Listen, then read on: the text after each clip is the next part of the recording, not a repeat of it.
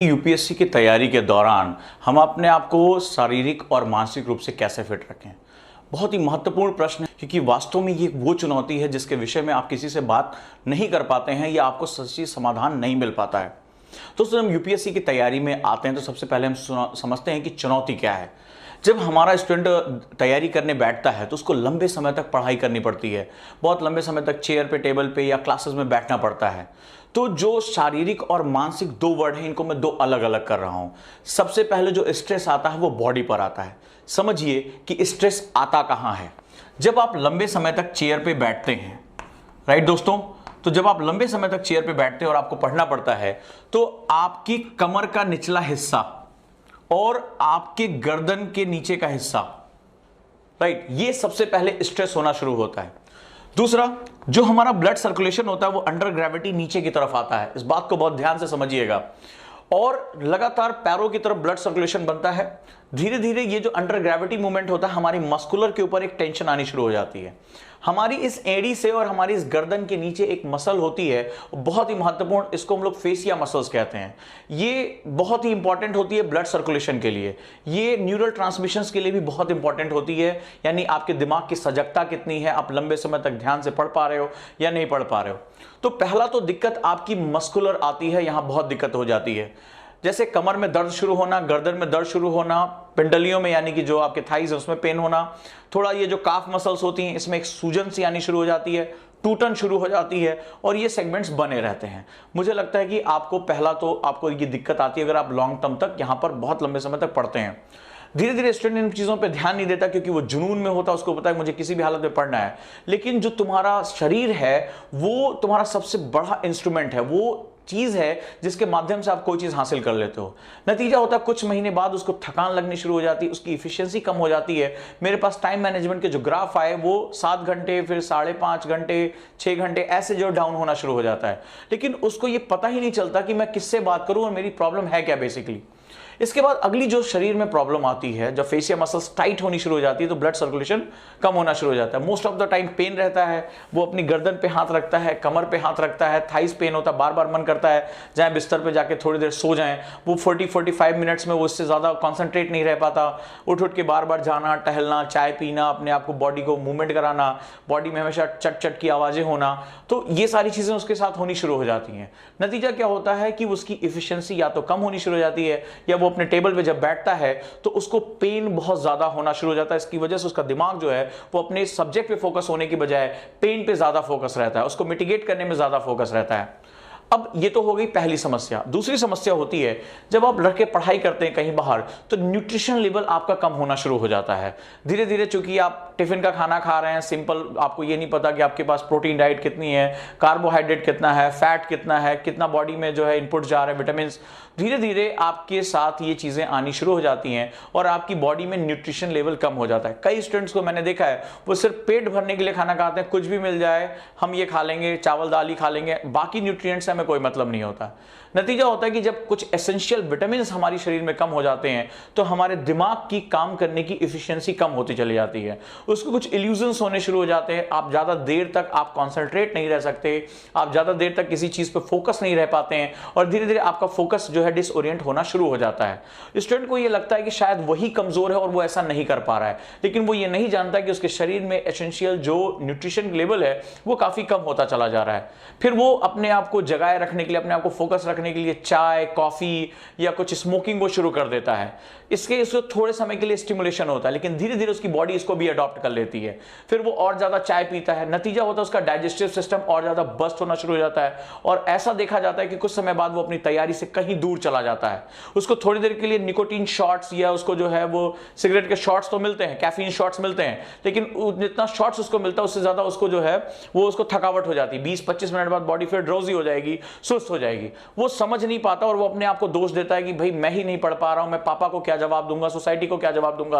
और अब यहां से शुरू होता है मेंटल गेम। और मेंटल गेम क्या होता है, जब आपका शरीर काम नहीं कर रहा होता है तो आपका ये जो दिमाग है, ये दिमाग तुम्हारे पूरे शरीर की 20% ऑक्सीजन रिक्वायरमेंट इसको होती है। ये सुपर मशीन है और ये जो ऑक्सीजन सप्लाई होती है वो ब्लड के थ्रू होती है। अंडर ग्रेविटी आपका ब्लड जा रहा है पैरों की तरफ और आपके दिमाग को चाहिए सबसे ज्यादा ऑक्सीजन सप्लाई, और अगर ये ऑक्सीजन सप्लाई धीरे धीरे कम होती चली जाती है तो यहां पर हमारे सामने दिक्कतें बढ़ती जाती हैं, हमारे माइंड की एफिशिएंसी कम हो जाती है और हमारे जो मेंटल ब्रेक्स होते हैं वो 40 मिनट से नीचे आने शुरू हो जाते हैं। यानी 20 मिनट 25 मिनट, इससे ज्यादा हम कंसंट्रेट नहीं कर पाते, हम याद नहीं रख पाते। जैसे ही 20 मिनट या 25 मिनट होता है हमें भ्रम होना शुरू हो जाता है, हम भूलना शुरू हो जाते हैं, हम उसको कैप्चर नहीं कर पाते। क्यों? क्योंकि हमें पता ही नहीं है कि हमारे साथ क्या हो रहा है। खासतौर पे तब जब आप छोटे छोटे कमरों में, बंद कमरों में जिसमें ऑक्सीजन सप्लाई नहीं हो रही है, आप पढ़ते चले जा रहे हो। आप इसलिए खिड़कियां बंद करके रखे हो, शोर आ रहा है, रोशनी आ रही बेवजह, मुझे फोकस करके रख ले, लेकिन आपको नहीं पता कि आप जिस डब्बे में हो उस डब्बे में ऑक्सीजन की कमी होती चली जा रही है। इसके बहुत ही ज्यादा घातक परिणाम हो सकते हैं। तो अब हम यहां बात करेंगे कि इसके अगले चरण में हमें क्या करना है। अब जब हमारा अगला सिस्टम आता है वो होता है कि इन परेशानियों में हमारे दिमाग की ऊर्जा उलझ जाती, मुझे पेन हो रहा है, मैं याद नहीं रख पा रहा हूं, और धीरे धीरे हमारे मन के अंदर एक सबकॉन्शियस माइंड होता है, उस सबकॉन्शियस माइंड को निगेटिव सिग्नल जाने शुरू हो जाते हैं कि भाई मेरी बॉडी में या मेरे अंदर कुछ चीजें ठीक नहीं चल रही हैं। और ये जो सिग्नल है वो परसीव होते होते बहुत गहरे बैठ जाते हैं। हम फिर अन्य चीजों की तरफ बिलीव करना शुरू कर देते हैं, शायद मेरी किस्मत अच्छी नहीं है, शायद इस बार मेरा सिलेक्शन नहीं होगा, शायद यूपीएससी मेरे माध्यम की वजह से मुझे रिजेक्ट कर रहा है, शायद ये टीचर ठीक नहीं है। बहुत सी चीजें हमारे दिमाग में आती हैं और मोस्ट ऑफ द टाइम हमारी टेंडेंसी होती है हम उनके एक्सक्यूजेस ढूंढते हैं, कारण ढूंढने के बजाय एक्सक्यूजेस ढूंढते हैं। भाई ये ऐसा नहीं हुआ होता तो मैं आईएएस बन जाता, भाई तेरा जो है मेंस लिख रहा होता, तमाम इस तरह की बातें हम करते रहते हैं। धीरे धीरे ये गहराई में बैठता चला जाता है और इसके बाद एक बहुत खतरनाक चीज जनरेट होती है जिसको हम लोग बोलते हैं फियर। ये फियर आपने उसी समय जनरेट कर दिया था जिस समय आप अपनी बॉडी को मेंटेन नहीं कर पा रहे थे। फियर चलना शुरू होता है, क्या मेरा सिलेक्शन होगा, क्या मैं ठीक कर रहा हूं, पापा कह रहे थे कि तुम कोई और छोटी मोटी नौकरी कर लो, चाचा कह रहे थे एग्जाम कोई और दे लो, ये तुम्हारे बस का नहीं है। धीरे धीरे ये राक्षस तुम्हारे अंदर बड़ा होना शुरू हो जाता है और पोजीशन और खराब हो जाती है जब ये फियर कन्वर्ट हो जाता है फोबिया में। फोबिया में कन्वर्ट होने के बाद फिर तो वापस लौटना बहुत ही मुश्किल होता है, फिर तो श्योर शॉट असफलता ही हमारा इंतजार कर रही होती।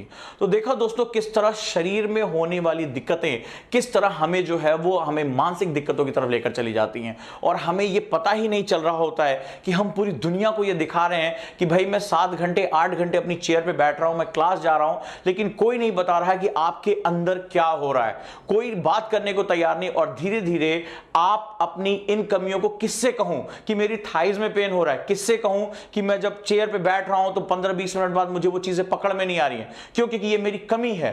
कोई मेरा मजाक उड़ाए, बोले तुम्हारा पढ़ने में मन नहीं लगता, ज्यादातर यही बात की जाती है, लेकिन कोई मुझे मेरी प्रॉब्लम का सही सॉल्यूशन देने को तैयार नहीं है। तो अब मैं आपसे यहां बात करूंगा कि इस चैलेंज के बाद सॉल्यूशन क्या हो सकता है। तो जैसा कि मैंने आपसे कहा कि अपने टाइम टेबल में, बहुत ध्यान से इस बात को सुनिएगा, अपने टाइम टेबल में 30 मिनट्स अपनी बॉडी और अपने माइंड के लिए इन्वॉल्व करके रखिए, क्योंकि ये टाइम किलिंग नहीं है। अरे मैं एक्सरसाइज करने थोड़े ना आया हूं, नहीं, ये इन्वेस्टमेंट है, इन्वेस्टमेंट, ये निवेश है आपका। आपको 30 मिनट्स आपको देना ही पड़ेगा। जैसे सिंपल सा फंडा मैं आपको बताता हूं, आप अपनी जो फेशिया मसल्स है उस पर काम करना शुरू करिए। आप कम से कम 15 मिनट की ब्रिक वॉकिंग करिए।